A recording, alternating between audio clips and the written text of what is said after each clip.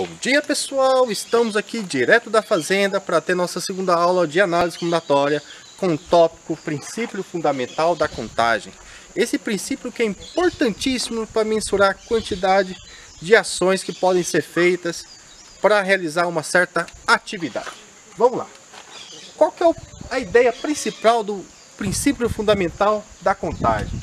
É a ideia que o número de possibilidades de fazer ações distintas e independentes é a multiplicação da quantidade de modos possíveis que cada uma pode ser feita.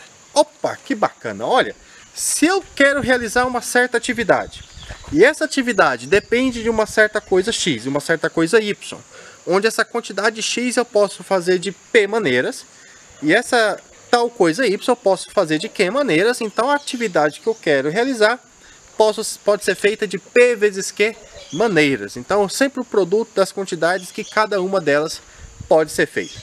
A melhor forma de compreender a ideia do princípio fundamental da contagem é a partir da realização de exercícios e de exemplos. É o que nós vamos fazer agora, direto da fazenda.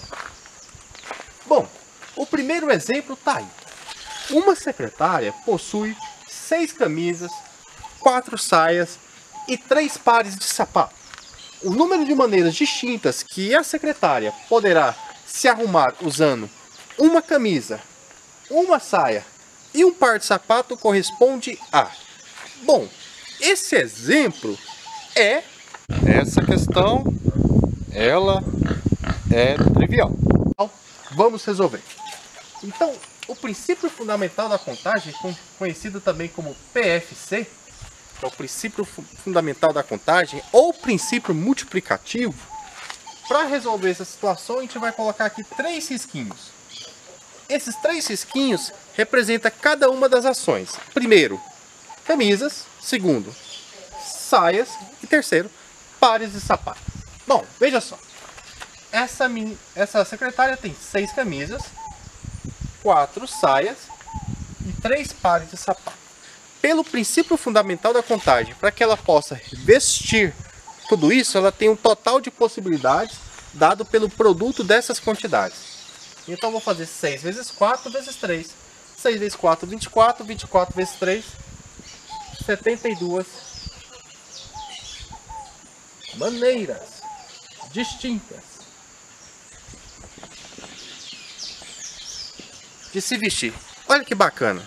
Você que está aí sempre reclamando que não tem roupa, aplica o princípio fundamental da contagem que você vai ver quantos looks você não consegue formar com esse seu guarda-roupa aí. Fica aí, já voltamos com o próximo exemplo. Retornamos aqui para fazer nosso próximo exemplo do princípio fundamental da contagem. Vamos lá? Olha, um encontro científico conta com a participação de pesquisadores em 3 áreas, sendo eles 7 químicos, 5 físicos e 4 matemáticos. Bom, no encerramento do encontro, o grupo decidiu formar uma comissão de 2 cientistas. Então a gente vai ter comissão formada por 2 cientistas. O primeiro cientista e o segundo cientista. Tendo sido estabelecido que a dupla deveria ser formada por cientistas de áreas diferentes. O que significa isso? Ou formará químico e matemático, físico e matemático, matemático e químico, ou físico e químico. Essas são as possibilidades. Bom, a gente quer saber o total de duplas distintas que podem representar o grupo no congresso.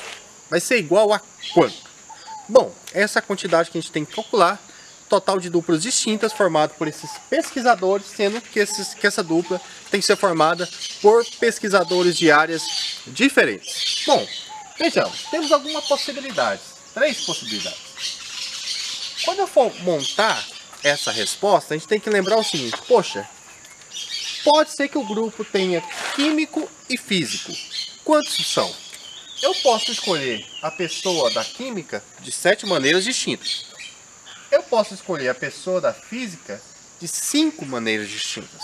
O princípio fundamental da contagem, o PFC, diz que o total de possibilidades de duplas formadas entre químico e físico é 5 vezes 7, que dá 35. Então tem 35 duplas possíveis formadas por químicos e físicos.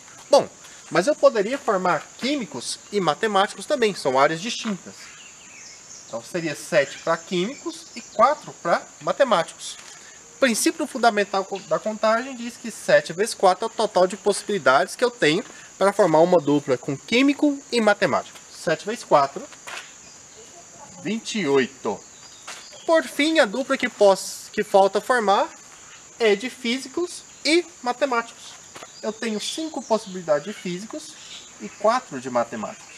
Então 5 vezes 4, 20 possibilidades. É sempre importante nos exercícios de princípio fundamental da contagem você fazer uma análise muito bem feita para ver se não esqueceu de contar ninguém. Veja só, os químicos apareceram 2 vezes, os físicos 2 vezes, o matemático 2 vezes. Então tem todas as possibilidades aparecendo. Bom, o total de duplas que eu consigo formar vai ser a soma dessa com essa com essa. Uma coisa interessante nessa parte da análise combinatória, porque uma dupla formada, ou ela é formada por químicos e físicos, ou ela é formada por químicos e matemáticos, ou ela é formada por físicos e matemáticos. E nós vamos ver durante nossas aulas que a interpretação dessa conexão, ou que a gente utilizou para falar esses casos, sempre vai ser acarretado de uma soma desses elementos. Então o resultado aqui do total seria você somar 35 com 28 mais 20. Olha que bacana, se fosse 35 mais 30 seria 65. Como é duas quantidades a menos, 35 mais 28, 63. 63 mais 20, 83. Então temos 83 duplas possíveis entre esses 3 tipos de pesquisadores, do qual eu mais me interesso pelos matemáticos. Fica aí e já voltamos aí para o próximo exemplo de análise combinatória, princípio fundamental da contagem. Opa, retornamos para nosso terceiro exemplo do princípio fundamental da contagem. Esse exemplo é um exemplo bacana que a gente vai fazer ele nos detalhes. Venham comigo.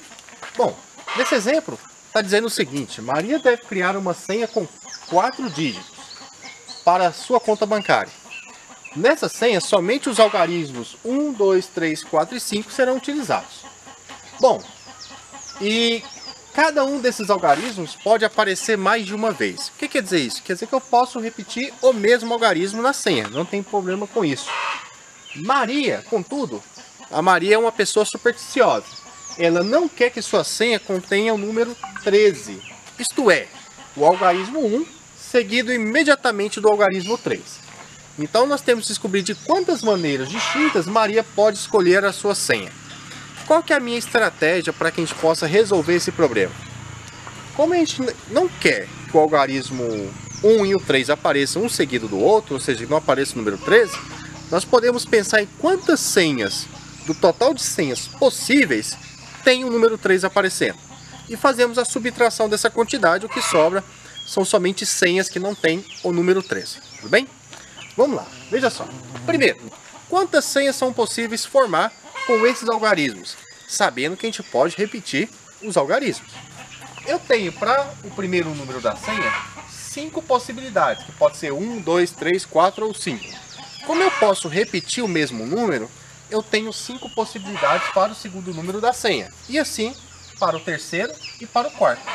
Então o que ficou foi 5 vezes 5 vezes 5. 5 vezes 5 é 25. Ficaria 25 vezes 25, que é 625. Então eu tenho 625 possibilidades de senhas. Dessas 625 possibilidades, algumas têm o algarismo 13, ou o número 13 aparecendo na sua composição. A gente quer ver quantas tem esses algarismos aparecendo. Então vamos lá. Que aparecem o número 13. Bom, o número 13, ele pode aparecer aqui. Seria uma possibilidade para o número 13. Ou o número 13, ele pode aparecer no meio. Ou o número 13 pode aparecer no final. Bom, Então veja só, bem aqui em cima eu vou colocar exatamente o número de possibilidades para cada algarismo. Se eu quero que apareça o número 13 no começo, eu tenho uma única possibilidade aqui, que apareça o número 1. E uma única possibilidade aqui, que apareceu o número 3. Como posso repetir números, aqui eu tenho 5, aqui eu tenho 5. Então eu faço o produto pelo princípio fundamental da contagem. 1 vezes 1, 1. 5 vezes 5, 25. Fica 25 vezes 1, que dá um total de 25 possibilidades. Ou seja, existe 25 senhas que aparece o 13 no início. Vamos ver o 13 no meio. Eu tenho 5 possibilidades aqui, mas aqui eu quero que seja exatamente o número 1, então só tenho uma possibilidade. Aqui eu quero que seja exatamente o número 3, então tenho uma única possibilidade.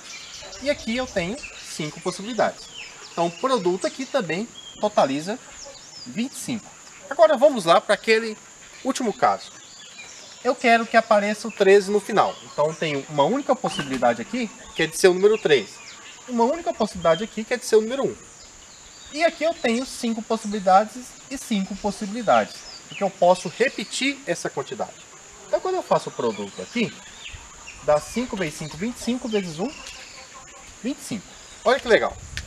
Encontramos 25 possibilidades aparecendo o número 13 no início, 25 possibilidades aparecendo o número 13 no final, e 25 possibilidades, aparecendo o número 13 no meio, e 25 possibilidades aparecendo o número 13 no final. Tem um grande detalhe aqui que a gente tem que tomar cuidado, ver se a gente contou todo mundo e não contou repetido também. Quando eu levo em consideração que aqui pode vir qualquer um dos números que aqui estão novamente, que é 5 possibilidades para cada, eu estou contando a senha 13 aqui nessa contagem. Porque um desses 5 números que aqui aparece pode ser 1 e o 3. Bem aqui, a senha 13 também foi contada. Então a senha 13, que aparece o 13 no início e no final, foi contada 2 vezes. Nessa contagem, que aqui pode dar a possibilidade para aparecer o 13, e nessa contagem, porque aqui também dá a possibilidade para aparecer o 13. Como eu contei 2 vezes, eu tenho que tirar uma vez que foi contada, para que fique contada somente uma única vez. No total dá 75, o número de senhas que aparece, o número 13, dá 75, menos 1, esse 1 é justamente porque o 13 foi contado aqui e foi contado aqui, tudo bem? Então tenho 74 possibilidades. Então quando eu vou resolver esse tipo de questão, que eu quero o número de senhas possíveis formado, então o número de senhas para Maria vai ser 625 do total, só que ela não quer as que envolvam o número 13, que são no total 74, e vamos subtrair esse 74 de 625, que dá exatamente 551 possibilidades. Bom, então a gente tem aí a nossa letra A como a resposta desse probleminha, que é um probleminha bem interessante, que tem essa jogada de não esquecer de subtrair esse caso onde acontece 13 aqui e 13 lá. Fica aí que a gente já volta com o nosso próximo exemplo de princípio fundamental da contagem. Opa, retornamos aqui para fazer o nosso último exemplo de princípio fundamental da contagem, a segunda parte dessa análise combinatória. Uma parte bem interessante. Vamos lá. Nesse exemplo, em uma Olimpíada de Matemática, foram distribuídas várias medalhas de ouro, várias de prata e várias de bronze. Cada participante premiado pode receber uma única medalha. Aldo, Beto, Carlos, Diogo e Elvis participaram dessa Olimpíada e apenas 2 deles foram premiados. Quantas formas diferentes pode ter acontecido essa premiação? Bom, então a gente tem medalhas de prata, bronze, prata e ouro, com essa simbologia que eu utilizei para escrever aqui, e 5 participantes, do qual 2 foram premiados. Somente 2 participantes foram premiados. E o importante é que cada premiação, cada participante premiado recebe apenas uma única medalha. Não tem como receber 2 medalhas. Quando a gente quer saber quantas maneiras pode ter acontecido essa premiação, essa premiação ela pode ter acontecido de forma que os dois ganharam medalhas do mesmo tipo, isto é, ouro e ouro, bronze e bronze, prata e prata. Ou eles podem ter ganhado medalhas dos tipos distintos, ouro e prata, ouro e bronze, prata e bronze. São as possibilidades. Vamos ver quanto que dá cada um desses casos e somar os resultados no final. Bom, primeiro, medalhas do mesmo tipo. Então vamos supor primeiro o cálculo que é análogo para os demais. Que seja ouro e ouro. Bom, para ser ouro e ouro, o primeiro participante dos 5 participantes que eu tenho pode ser escolhido de 5 maneiras distintas. Como ele não pode receber a medalha 2 vezes, o segundo participante só tem 4 possibilidades. Faço 5 vezes 4, dá um total de 20 possibilidades. Só que aqui a gente tem que ter um pouquinho de interpretação. Veja só, suponha que foi o Aldo primeiro, e depois foi o Beto. Nesse tipo de cálculo eu contei Aldo e Beto. Mas também fiz a contagem do Beto sendo o primeiro, como sendo o Aldo, que eu linkei 5 possibilidades para o primeiro. Mas quando eu olho essa dupla que ganhou medalha de ouro, Aldo e Beto, Beto e Aldo, representa a mesma dupla. Não tem uma diferenciação. Nesse tipo de problema, a gente vê que a ordem que eu vou escolher esses elementos não importa. Então, uma coisa que a gente tem que ficar muito veaco e muito o olhar de águia é essa parte de ordem em análise combinatória. Lá na frente a gente vai conseguir diferenciar muito bem se importa a ordem ou não importa a ordem. Aqui não vai importar a ordem porque as medalhas têm mesmo tipo. Tanto faz Aldo receber ouro e Beto receber ouro, como Beto receber ouro e Aldo receber ouro. Representam a mesma dupla que foram premiados. Então nessa contagem aqui, tudo foi dobrado. Eu vou ter então que pegar essa quantidade e vou dividir por 2 para tirar as repetições. Então eu tenho 10 possibilidades. Olha, eu tenho 10 possibilidades para ouro e ouro. 10 possibilidades vai ser o cálculo também para prata e prata. E 10 possibilidades para bronze e bronze. Eu fiz para ouro e ouro, mas o cálculo é o mesmo para prata e prata, bronze e bronze. Então daqui eu tenho o total de 3 vezes 10, tá? 3 tipos de medalha, 10 possibilidades para cada premiação, que dá um total de 30 possibilidades. Bom, agora vamos para os cálculos de medalhas distintas. Vamos ver primeiro que aqui pode acontecer ouro e prata, pode acontecer ouro e bronze, ou pode acontecer de ser prata e bronze. Bom, vejamos. Para ouro e prata, e o cálculo vai ser análogo aos demais, eu tenho, como foram 2 premiados, 5 possibilidades para o ouro, e aquele que ganhou ouro não pode ganhar prata, então tem 4 possibilidades para a prata. O total aqui dá 20 possibilidades. Vamos ver se a ordem aqui ela importa, se tem elemento repetido ou não? Bom, suponha que os 2 premiados são Aldo e Beto. Ou Aldo ganhou ouro e Beto ganhou prata. Então tem uma situação, Aldo ouro, Beto prata. Ou poderia ser Beto ouro e Aldo prata. Poxa, são os mesmos premiados, mas o tipo de premiação é diferente. Então essa contagem que eu fiz de Aldo e Beto, depois Beto e Aldo, são distintas porque as premiações são diferentes. Então aqui conta sim as 20 possibilidades, eu não preciso multiplicar ou dividir por 2. Bom, novamente, essa quantidade aqui, eu vou pegar ela e multiplicar por 3. Por que eu vou multiplicar por 3? Porque eu fiz um cálculo pensando em ouro e prata, mas eu devo fazer o mesmo cálculo pensando em ouro e bronze, e o mesmo cálculo pensando em prata e bronze. Então seriam 3 cálculos iguais que dariam o mesmo resultado de 20. Aí eu faria 20 mais 20 mais 20, eu estou pegando 20 e multiplicando por 3. Então dá um total de 60 possibilidades. Poxa, quando eu olho para esses 2 valores aqui, eu vejo que o total de possibilidades possíveis, que é acontecer medalhas de mesmo tipo na premiação ou de tipos distintos, totalizam 30 mais 60, que é 90 possibilidades. Então, o total final são 90 possibilidades, que dá a nossa letra D dessa questão. Encerramos aqui a nossa aula de análise combinatória, princípio fundamental da contagem. Vamos ter uma listinha para que a gente possa fazer questões sobre esses assuntos e aguardo a sua participação no fórum, tá? Fiquem em paz e vamos em frente para depois continuar a nossa saga em análise combinatória rumo à probabilidade.